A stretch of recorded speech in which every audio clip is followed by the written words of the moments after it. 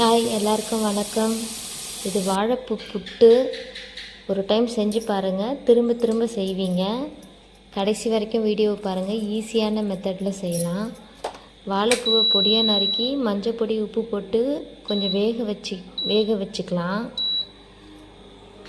அது ஒரு பக்கம் வெந்துக்கிட்டு இருந்த பிறகு இந்த பக்கம் கடாயில் எண்ணெய் ஊற்றி பெருஞ்சீரகம் சீரகம் ரெண்டுமே போட்டு பூண்டு பச்சை மிளகா பொடி பொடியாக நறுக்குனது போட்டு நல்லா வதக்கிட்டு, அப்புறம் பொடியாக நறுக்கின வெங்காயமும் போட்டு வதங்கினதும் கொஞ்சமாக மஞ்சள் பொடி உப்பு லைட்டாக போட்டு நல்லா வதங்கிட்டு, அதுக்கப்புறமா அந்த வேக வச்சுருந்த வாழைப்பூவை இதில் போட்டுக்கணும்.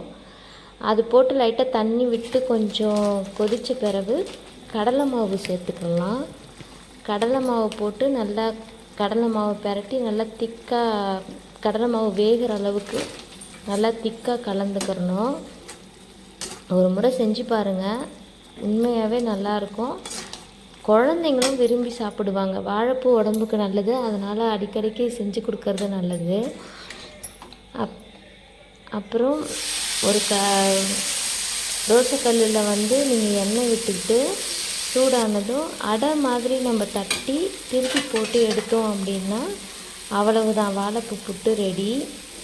இது ரொம்ப நல்லாயிருக்கும். சாம்பார் வச்சு இது சைடிஷாக செஞ்சிங்கன்னா பசங்க விரும்பி சாப்பிடுவாங்க. இந்த வீடியோ பிடிச்சிருந்தால் லைக் பண்ணுங்கள். இந்த டிஷ் வேணுங்கிறவங்களுக்கு ஷேர் பண்ணுங்கள். நன்றி. திரும்ப இன்னொரு வீடியோவில் மீட் பண்ணுவோம்.